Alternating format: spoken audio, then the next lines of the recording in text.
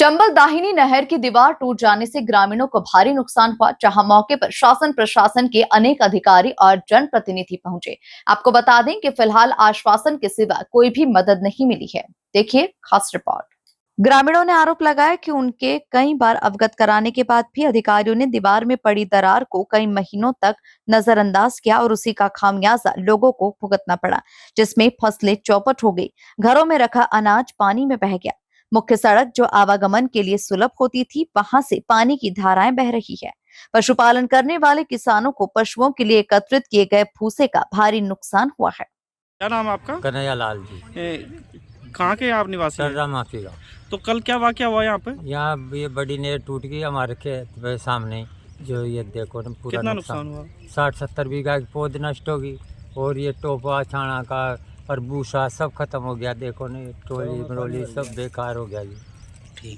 अध्यक्ष साहब, यहाँ पे क्या वाकया हुआ है कल रात का? देखिए, जम्पल दाहिनी मुख्य नहर जो दिखाई दे रही है आपको, जो कोटा बैराज से आती है राजस्थान से जी। और पूरे साल का उसका ही पूरा भिंड मुरैना तक पानी पहुंचता है। अभी जिला प्रशासन ने और सिंचाई विभाग ने, शासन ने जी, यहाँ पर एक हिरनी खेड़ा गांव है बगल से, यहाँ से 10-15-12 किलोमीटर, वहाँ पर चंबल सूक्ष्म परियोजना जो नहर की बनी है, वहाँ से एक नहर इससे शाखा पाइपलाइन के जरिए उन्होंने 4 साल 5 साल पहले डाली थी। और हमारी लगातार उस पर भी आरोप रहा है कि वो 5 साल से किसान भाई पिछले 3 साल से मांग कर रहे हैं कि हमारे खेतों में पानी नहीं आ रहा, हमको नुकसान हो रहा है। तो उसको टेस्टिंग के लिए उन्होंने ये 1500 से ज़्यादा क्यूसेक पानी राजस्थान से छुड़वाया था। उसकी टेस्टिंग होनी थी हिरनी खेड़ा से, जो नहर चंबल नहर की सूक्ष्म परियोजना निकली है। तो उसकी परियोजना का तो अपनी जगह पे था, वो तो पूरी भ्रष्टाचार की भेंट चढ़ी हुई है। 200 करोड़ की परियोजना है और उसमें कई जगह पानी नहीं मिल रहा 36 गाँव के लोगों को। लेकिन दूसरी ओर उसका जो पानी यहाँ छुड़वाया गया था, वो पानी रात में शाम को 8 साढ़े 7 बजे यहाँ पे बगवाड़ा की तरफ जो सामने दिखाई दे रहा है आपको, उस तरफ से 50-60 फीट नहर टूट गई। और वो सबसे बड़ी बात यह है कि जहाँ पे टूटी है नहर, वहाँ पे यहाँ पर किसान भाई खड़े हुए हैं और तमाम लोग जो मुझे मिले हैं, वो सब लोग ये कह रहे हैं कि सिंचाई विभाग के लोगों को ये सूचित किया गया था कि वहाँ से लगातार सीपेज चल रहा है और पानी तेजी से निकल रहा है, उसको बंद कराया जाए। और आप ये देखिए कि वहाँ पर केवल आधा कट्टा सीमेंट यही दिया ना, वहाँ पे सिंचाई विभाग के जो भी लोग आए थे, आधा 1 कट्टा सीमेंट लेकर के आए, 4 तसले रेता लेकर के आए, उसमें खाना पूर्ति करके चले गए और उसके बाद में उसी जगह से ये नहर टूट गई। तो इतनी बड़ी लापरवाही दिखाई देती है जिला प्रशासन और सिंचाई विभाग की, कि मतलब उस जगह से टूटने के बाद आप सामने तस्वीर देख रहे हैं।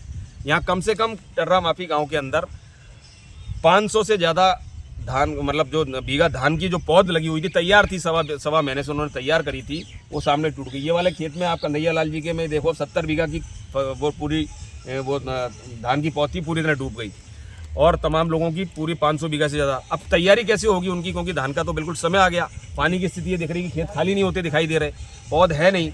और दूसरी ओर कई आप देख रहे होंगे चारों तरफ कम से कम भूसे के जो टोपे बंधे हुए हैं किसान भाइयों के, जो पूरी साल उनकी मवेशी उसको चारा चरती है, वो कम से कम 200 से ज़्यादा टोपे उनकी तरह पूरी तरह तबाह हो गए हैं।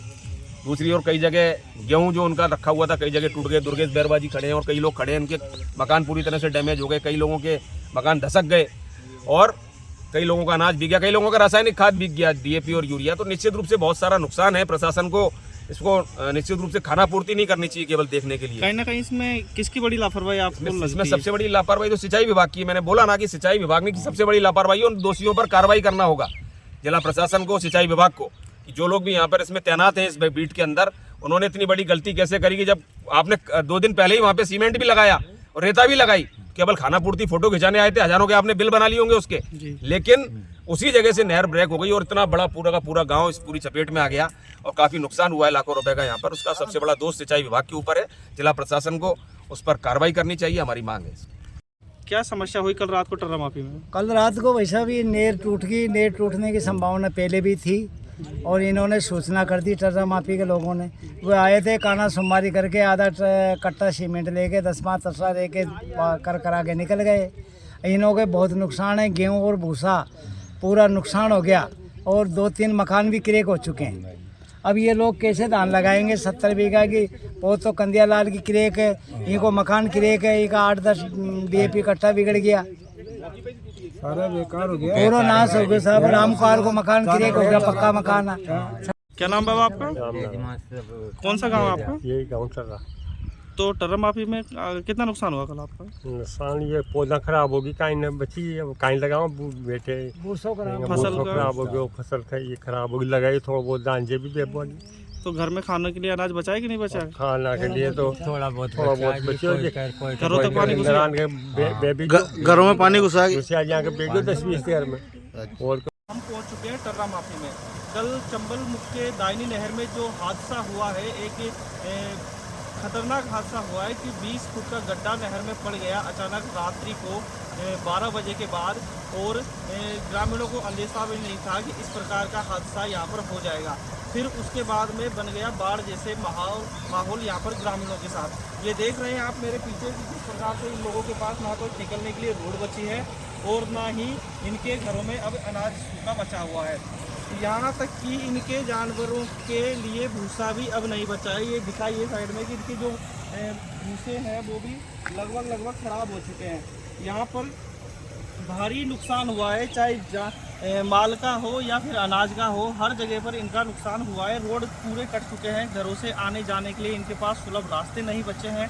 पुलिस प्रशासन भी यहाँ पर आया था, जिला कलेक्टर भी यहाँ पर आए थे, उन्होंने हर प्रकार के आश्वासन दिए हैं, लेकिन फिलहाल यहाँ पर कोई भी मदद देखने को नहीं मिल रही है। हम मौके पर मौजूद हैं। नमस्कार, मैं छोटू सिंह।